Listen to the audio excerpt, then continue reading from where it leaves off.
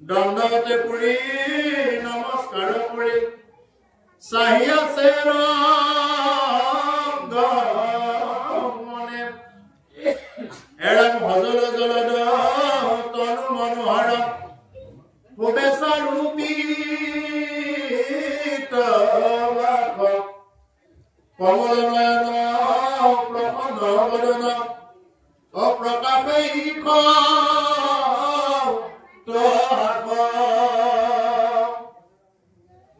এতিয়া নৰক অসুৰে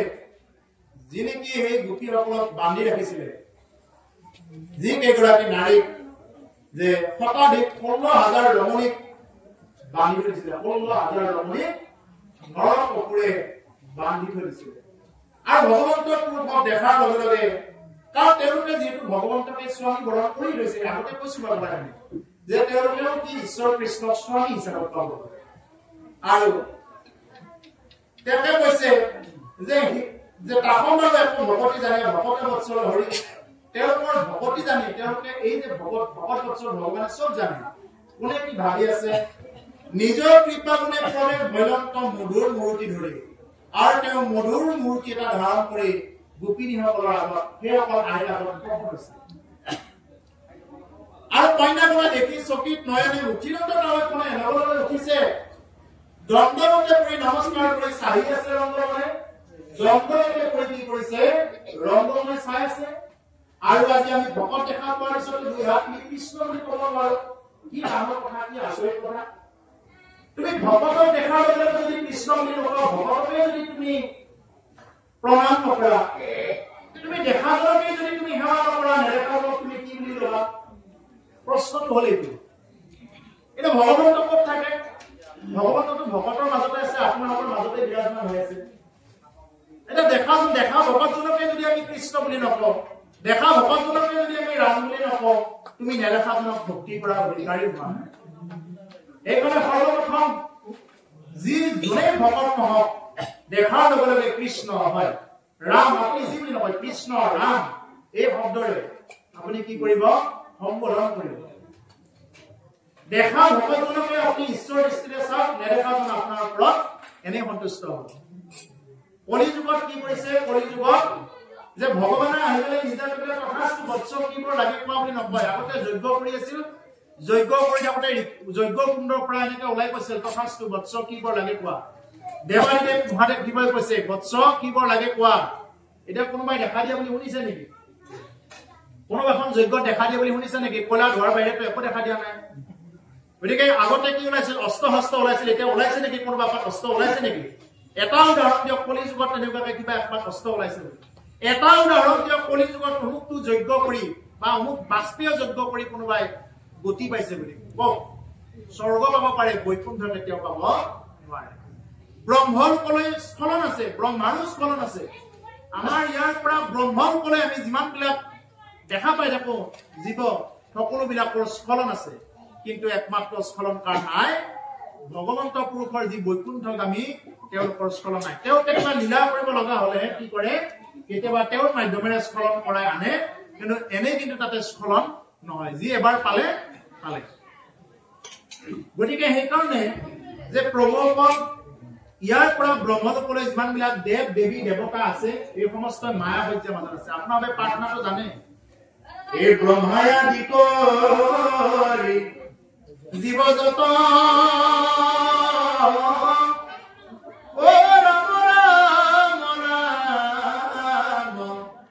ৰাম ৰাম মায়া খোজ মাজে আশ্ৰয় ঘুমতি যায় ও মায়া খোজ মাজে আশ্ৰয় ঘুমতি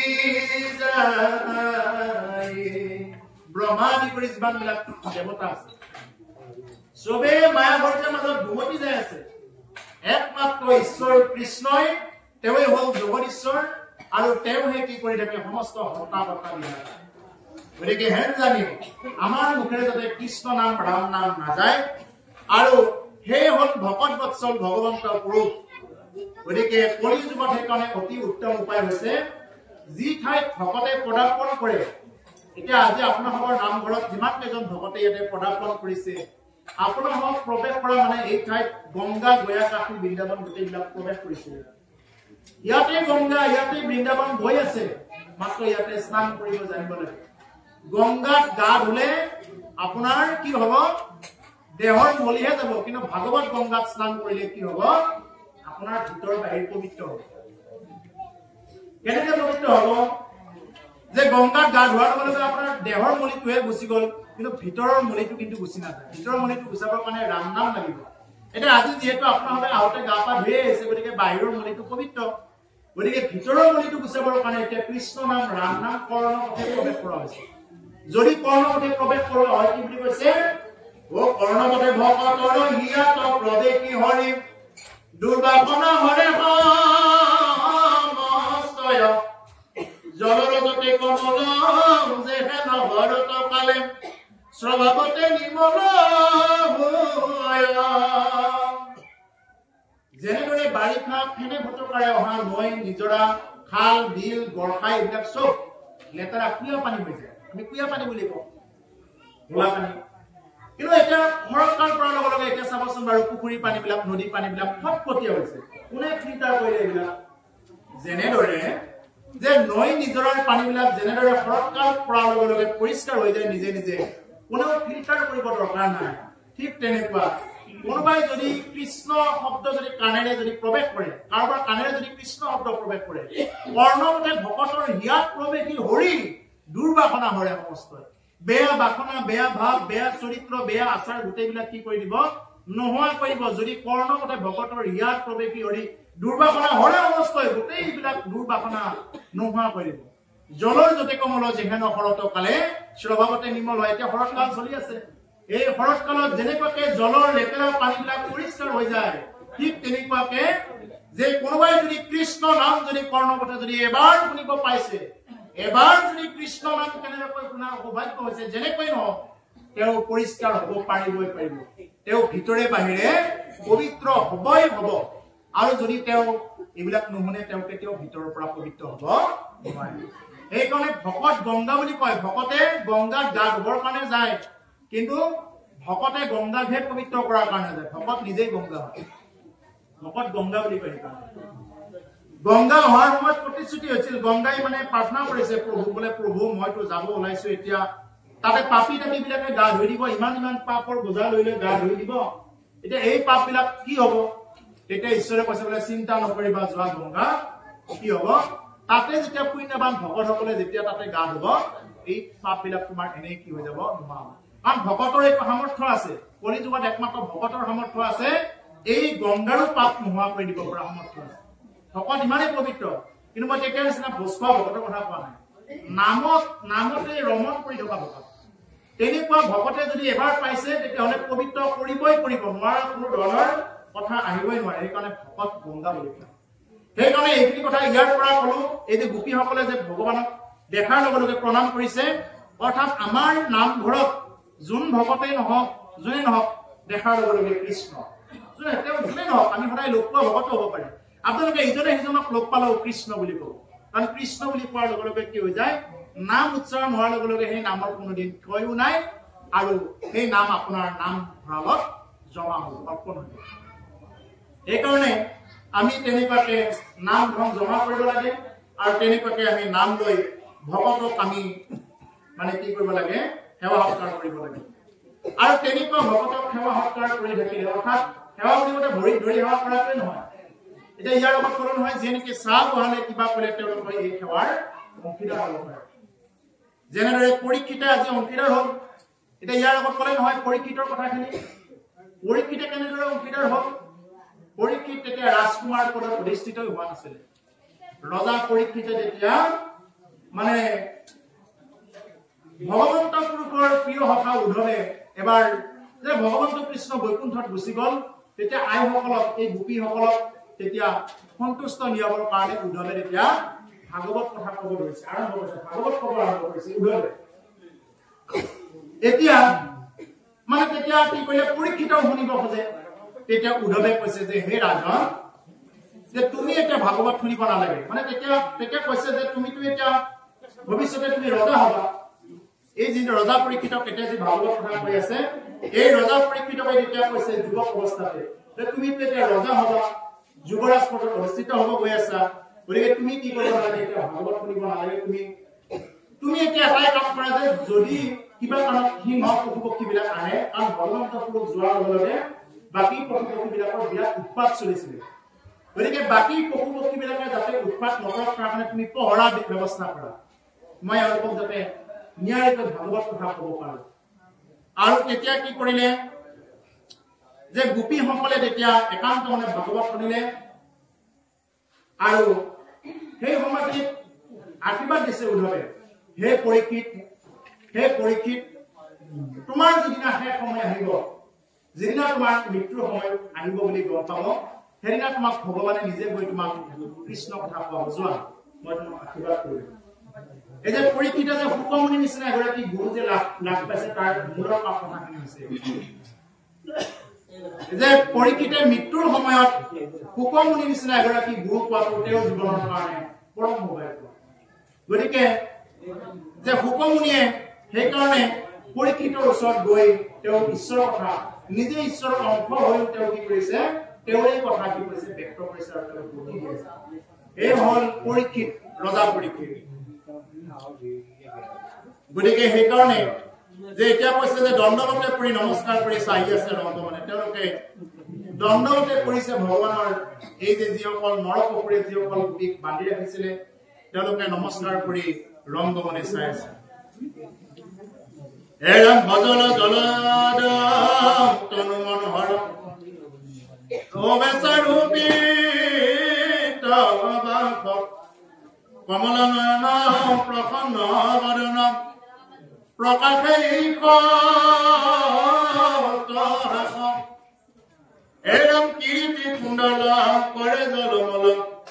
চৰণে নুপুৰা ভূষণ জগত মোহন ভুৱন বন্দন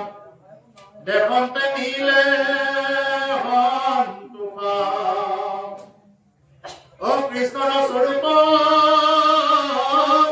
চৰিত্ৰ দেখিয়া অ মনে গুণে কন্যা গণে কিনো পুণ্য যে হেন আমাৰ নিদিল অখিল কৃষ্ণ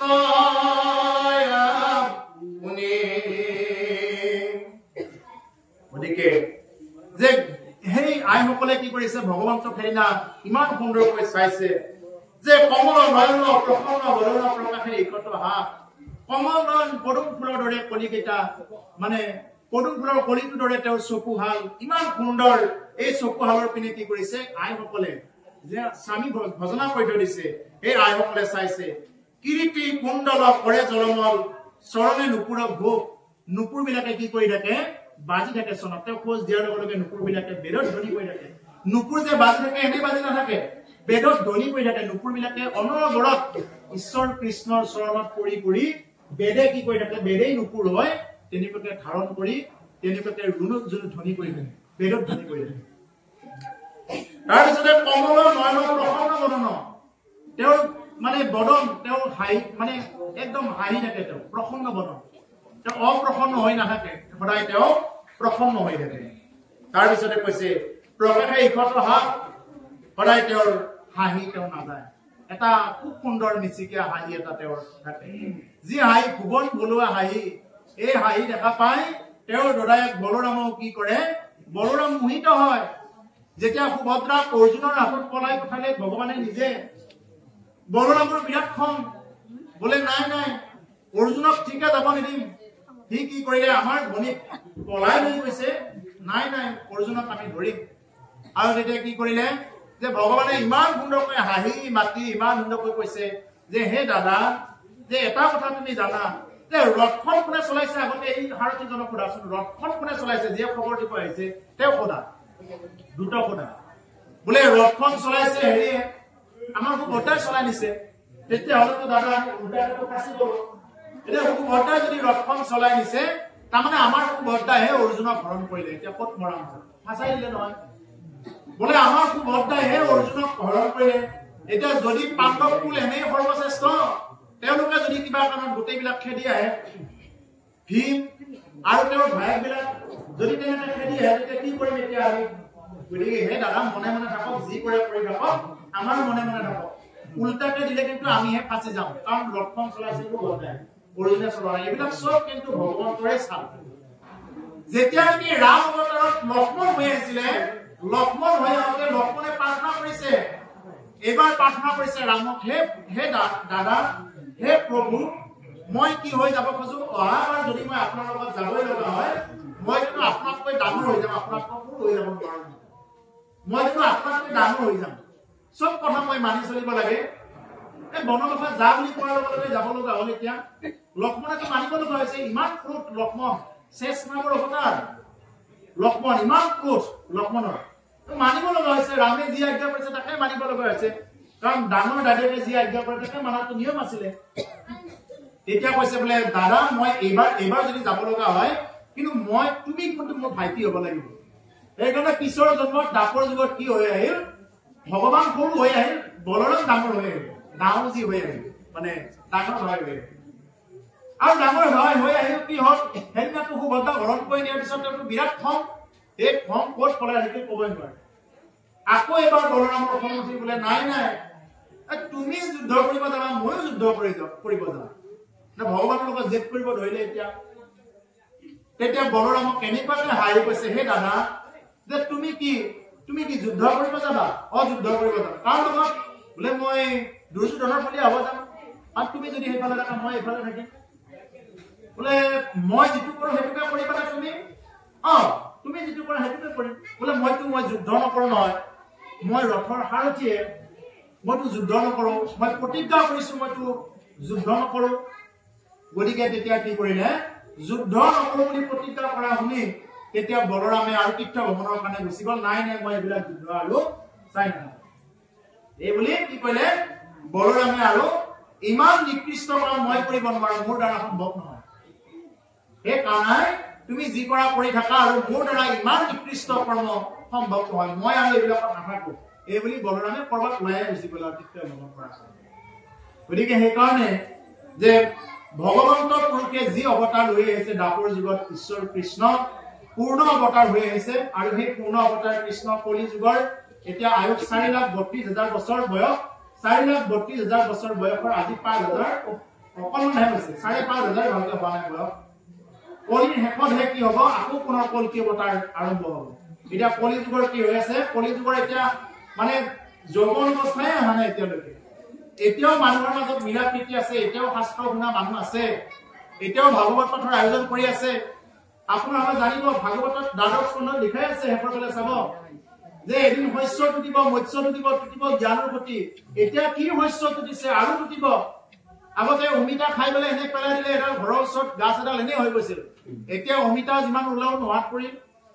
এতিয়া কোমোৰা এডাল খাব নোপোৱাত পৰিলো বল এডাল যিমান ৰুলেও নহয় ঔষধ নামাৰিলে কিয়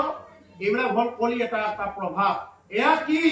এনেকুৱাকে আছে ভাগৱতত এনেকুৱা উদাহৰণ আছে এদিন এনেকুৱা হ'ব পৃথিৱী মানে এনেকুৱাকে জ্বলিব গোবৰত খোলা যেনেকুৱাকে জ্বলিলে লাৰি দিয়াৰ লগে লগে মিহি হৈ যায় নহয় তেনেকুৱা হ'ব এদিন পৃথিৱীখন একেৰাহে 100 বছৰ ৰ'দ দিব আৰু একেৰাহে 100 বছৰ বৰষুণ দি আকৌ পুনৰ সত্য যুগৰ কি কৰিব সূচনা কৰিব শাস্ত্ৰৰ পৰা আমাৰ পৰা হোৱা হ'ব শাস্ত্ৰৰ পৰা গতিকে সেইকাৰণে এই কলি যুগত আমাৰ একমাত্ৰ এটাই উপায় আছে আমাৰ গোটেই মহাপুৰুষ শংকৰদেৱৰ পৰা আদি কৰি আমাৰ শ্ৰী চৈতন্যদেৱ এনেকুৱাকে যিমানবিলাক আহিছে ৰামকৃষ্ণ যিমানবিলাক আমাৰ মহাপুৰুষ আছে চবেই কিন্তু এটাই বুলি কৈছে তুমি কৃষ্ণ বোলা তুমি ৰাম বোলা গতিকে সেইকাৰণে কৃষ্ণ আৰু ৰাম নাম যাতে আমি পাহৰি নাযাওঁ গতিকে আমি যদি এইবিলাক পাহৰি যাওঁ তেতিয়াহ'লে আমি নিজকে আত্মঘাতী কৰাৰ দৰে হ'ব আত্মঘাতী মানে কোনোবাই গলত জড়ি ল'ব পৰাকে আত্মঘাতী নুবুজায় শাস্ত্ৰত বাৰে বাৰে আত্মঘাতী শব্দ কৈ থাকে যি মানুহে জীয়াই থাকিও কৃষ্ণ বুলি কোৱা নাই যি মানুহে জীয়াই থাকি ৰাম নাম উপাসনা নকৰে তাকে আত্মঘাতী বুলি কৈছে আত্মঘাতী কৰা তেওঁৱেই যি মানুহে জীয়াই থাকি কি কৰি নকৰিলে হৰি ভজনা নকৰিলে হৰিক যিয়ে ভজনা নকৰে তেওঁৱেই আত্মঘাতী গতিকে সেইকাৰণে প্ৰভু অকণ শেষৰ পিনে আহিছো যে কিৰীটি কুণ্ডল কৰে জলমল চৰণে নুপুৰ ভোগ জগত মোহন ভুৱন বন্দন দেখনতে মিলে সন্তোষ গতিকে ভুৱন মোহন ৰূপটো দেখাৰ লগে লগে কি হৈ যায় সন্তোষিত হৈ যায় সকলোৱে সন্তোষিত হৈ যায় এই ব্ৰজৰ গোপিনীসকলে হওক আনকি গাই গৰুবিলাকে হওক সন্তোষিত হৈ যায়